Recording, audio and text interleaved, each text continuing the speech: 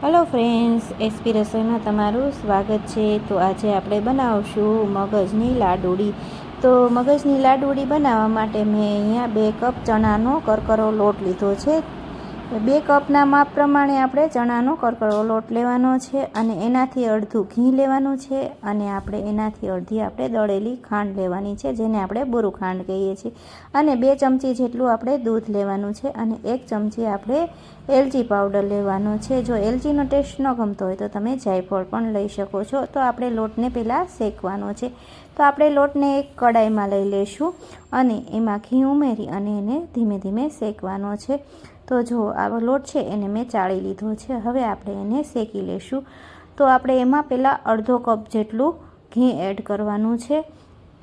બરાબર બધું એડ નથી કરવાનું, થોડું થોડું ઘી આપણે એમાં મિક્સ કરી અને લોટને શેકવાનો છે। જો આવી રીતે આપણે ચમચાની મદદથી આપણે લોટને બરાબર મિક્સ કરી અને આપણે એને 2 મિનિટ સુધી શેકી લેવાનો છે, જ્યાં સુધી આપણે લોટનો કલર ચેન્જ થાય ત્યાં સુધી શેકવાનો છે। તો જો આપણે આમાં અડધા કપ જેટલું જ ઘીનો ઉપયોગ કર્યો છે। બરાબર લોટ શેકાઈ જાય એટલે એનો કલર પણ ચેન્જ થઈ જાય છે અને લોટ પણ ઢીલો થઈ જતો હોય છે। તો જો આપણો લોટ જે છે એ શેકાઈને રેડી થઈ ગયો છે। હવે આપણે એને થોડો ઠંડો થવા દેવાનો છે। તો આપણે એને છોડવાનો નથી, આવી રીતે બરાબર મિક્સ કરી લેવાનો છે અને આપણે એમાં 2 ચમચી જેટલું દૂધ એડ કરવાનું છે। દૂધ એડ કરવાથી મગજની લાડુડી જે છે એ એકદમ ટેસ્ટમાં ખૂબ જ સરસ લાગશે। તો આપણે દૂધને એડ કરી પછી આપણે એને ઠંડુ કરી એક વાસણમાં લઈ લઈશું। વાસણમાં લઈ લીધા પછી આપણે એને થોડું પોળું કરી દેવાનું એટલે ઠંડુ પડી જાય।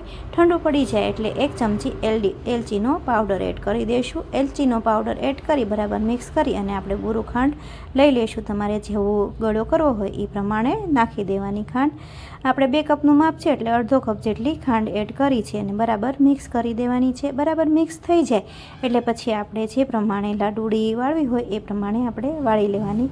તો જો આપણે ઠંડુ પડી જાય પછી જ આપણે લાડુડી વાળવાની છે। જો મિત્રો તમને આ લાડુડી બનાવવાની રેસીપી પસંદ આવે તો એસપી રસોઈને સબસ્ક્રાઈબ કરી અને બેલ આઇકન દબાવવાનું ભૂલતા નહીં, જેથી કરી તમને મારી અવનવી રસોઈ જોવા મળે। તો જો આપણે સહેલાઈથી આપણે ઘીવાળા હાથ કર્યા વગર જ કેટલા સરસ મજાના મગજના લાડુડી બની રહી છે, તમે જોઈ રહ્યા છો। તો આપણે બધી જ લાડુડીને આવી રીતે વાળી લેવાની છે। એકદમ ક્રિસ્પી લાગી રહી છે, જોતાં જ ખાવાનું મન થઈ જાય એવી આપણી આ લાડુડી તૈયાર થઈ ગઈ છે। તો જો તમે મારી રીતે એક વખત જરૂરથી ટ્રાય કરજો, જોતાં જ મજા આવી જાય અને ખાવાની મજા આવે એવી આ લાડુડી બનીને તૈયાર છે।